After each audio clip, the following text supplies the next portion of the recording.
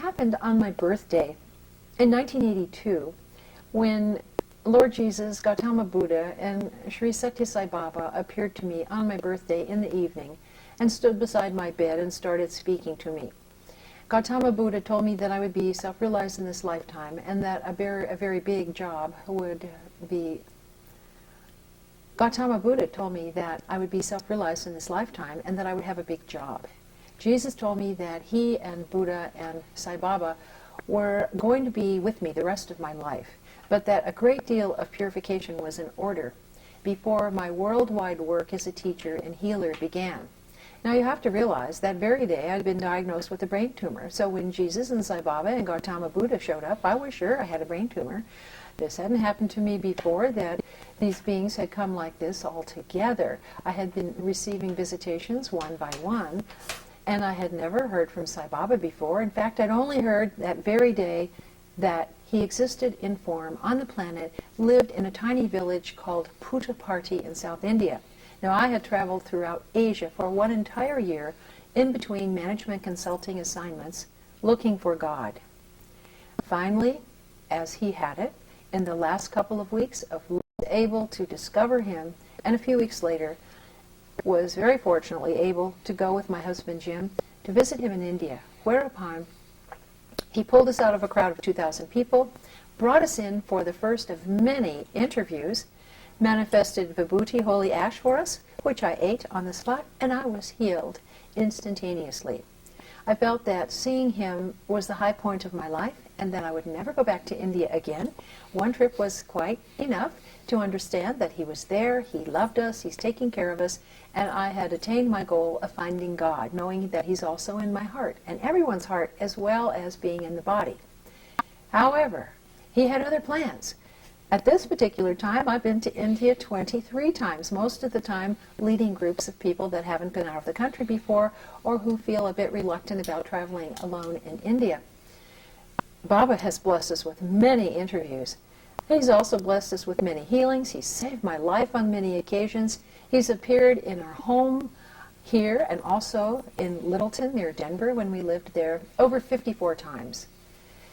He has provided innumerable miracles during talk, holy nectar, and his curative ash during talks and workshops, and increasingly people have been healed at lectures and workshops and healing classes that we've conducted.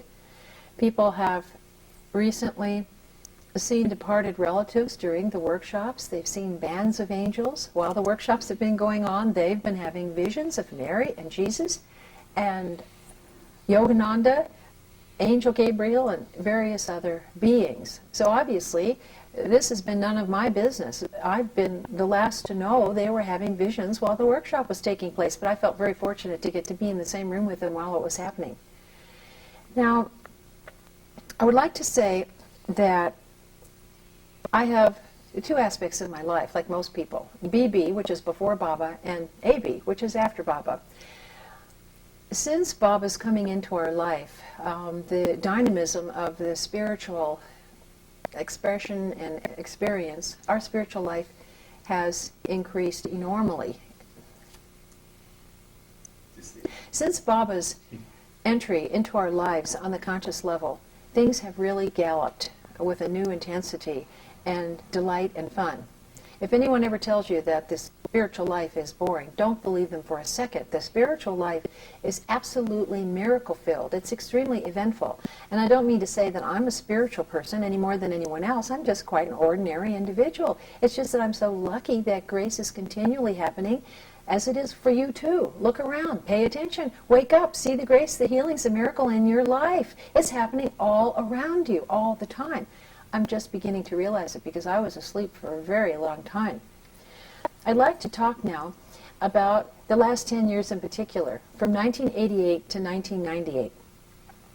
We've had many blessed interviews with Sai Baba, who has manifested all sorts of material objects, who has blessed our friends and associates that have come on the trips with us, and he's told us about our past, our present, and our future.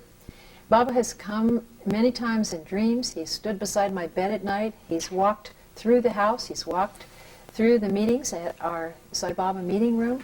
He's walked outside during bonfire budgeons that we've held at Harmony Farm where we live. And he's told me many things. He's told me what he has in mind for me, that he has a big job, and that he's going to help me do it, and that really it's not my life, and it's not my business, and that he'll be guiding me every step of the way. You see, he doesn't want me to have any sense of being puffed up about it, or any sense of ownership, or separation, of being less than and unworthy and incapable of doing it, or that somehow I'm so lucky to get to be picked for this role. It's just as it is, and there are millions of people throughout the world that are playing a part in this very fun play. I'm just one little person in this very delightful drama. Everybody likes a good play, and this is a really good play here as we transit the 20th century, going into the unknown, but assuredly fun-filled, dynamic 21st century, where the inauguration of the 1,000 years of peace and plenty will be taking place, where we will be living and are living in the time of the communion of saints. We're those saints. We may not feel very saintly. We may not look very saintly. We may still have an occasional snit. We may still have clashes. We still may have judgments. But we're the ones. This is the time. Remember, Jesus said that there will come a time when ye shall do things greater than I do. These are the times, and we are they. Isn't it fun to be here at this particular time? It may seem like the world is unraveling on every front, politically, and as far as big medicine, big education, big business. It may seem that we're in peril everywhere we look. Yes, things are rather active and dynamic, rather tumultuous right now, but at the same time, we are seeing an outpouring of more miracles, more healings, more dynamic expression of spirituality than ever before on the planet among very ordinary people of every background, every age, every social class and caste, every racial group. It's thrilling to me. Sai Baba has told me 3 or 4 times in interviews that I'd be self-realized in this lifetime. He's told me that my life would have 3 different aspects or stages to it. The first would be the moral life, when I was learning moral principles in my youth. The second would be living the spiritual life, which I've been doing as a spiritual aspirant the past 30 years. The third would be the divine life, which means that there would be an awakening to the fact that this individual is not a person, that this individual is condensed life, there would come the realization that in the divine life stage, or the last one, that this individual is actually not a person, but is frozen light, is simply an energetic waveform pattern appearing as this seemingly female entity called Connie Shaw in the USA at the end of the 20th century and early 21st century. So you see, with the unraveling of the ego, there comes to one continual revelations or realizations that what we thought we were is not at all who we are, and neither is anyone else. That's the good news. What a relief. Then we begin to find out who we really are, which is nothing, no one. So the joke's on us. It's very funny. In the meantime, we have such a great time playing hide and seek with divinity in ourselves and each other, and discovering that love is who we are. We are beloved of God. He is our most beloved. We are He. And that I am that for which I have sought throughout all embodiments. And that has nothing to do with his personality or body or mind or emotion, certainly. It simply is a fact that each of us is a fragment of God. We're flecks in the mirror. We're parts of the puzzle. We are He is ourselves, and all is one pattern. I know this sounds quite far out. It sounds unbelievable, far-flung. It sounds strange and inconceivable to some. But your heart knows the truth. If your things that helped me realize this is that in the past 10 years, I've nearly died 9 times. And once was from pneumonia. Another time was from malaria, just recently contracted. Another time was from congestive heart failure. And 3 times people have tried to take this life. Twice during talks, individual men arose from the audience with the intention of killing this body. The night before each talk, I was given a vision by Baba of the fact that this would take place. And I saw exactly the individuals, what they looked like, what they were wearing, and that I should not be afraid. It might look as if they were getting very close to stuffing the life out of this body, pressing the life out of this physical form. And they did, but they were not successful. Another time someone tried to run my car off of a cliff. All these things are not important. I have been saved from near car crashes, where another time I was in a cab that nearly fell off of a cliff as two buses were driving side by side down a mountain. And we were saved by Baba as our wheels were dangling off the front of the cliff, and the back wheels kept us on the ground and safe. So we got out of the car and pushed the car back, and all is very well. It's been very exciting. Some would even say melodramatic, but believe me, these things happen, and we're just in the play. What I have learned from these experiences is, especially so many illnesses, is my whole idea about illness. You know, I studied New Thought for a long time. I've studied the concepts of unity, divine science, religious science, and many aspects of psychology and philosophy and theology. I used to feel that if people were ill, that their thoughts were negative, it was their fault, and was quite ashamed to be ill, and it was just a mark of a very unspiritual person. When I encountered the Shukanani and Bhrigu readings, they told me that I was supposed to come back one more lifetime as a Brahmin boy in a very high Brahmin family, and that this boy would be well educated as a Brahmin Indian, and then would enter Prema Sai Baba's ashram and teach yoga there. Now, I have begged Sai Baba for realization in this lifetime.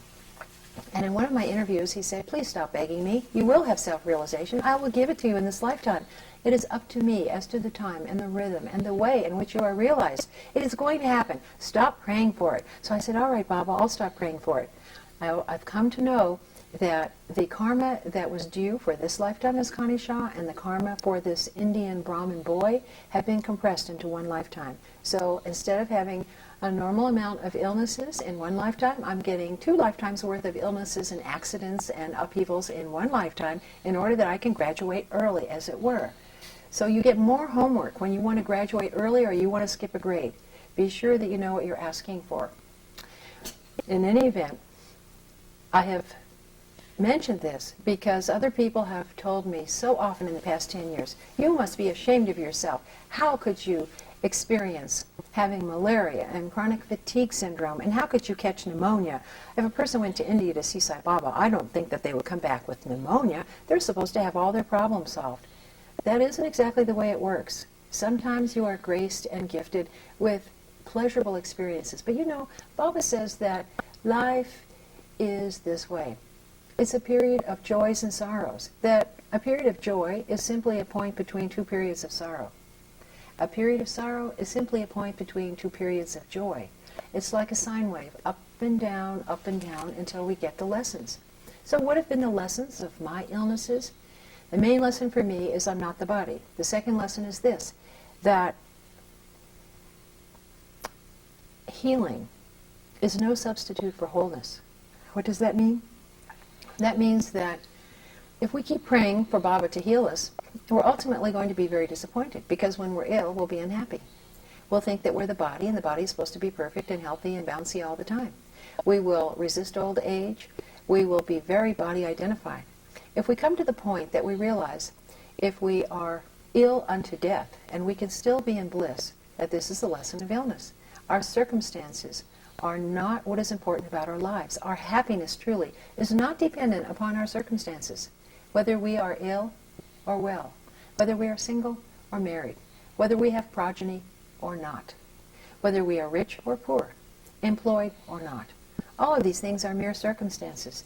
They're outward manifestations of the doingness that we come to falsely identify with ourselves. All of these things are misidentifications. We are given these challenges. We are given these opportunities for love so that we can understand that we are not bad people. We are innocent. We are love. It's just that illness is happening. Hijacking is happening. Murder is happening. Whatever seems to be happening in the world or in our minds is simply what seems to be happening until we can learn that really nothing is happening.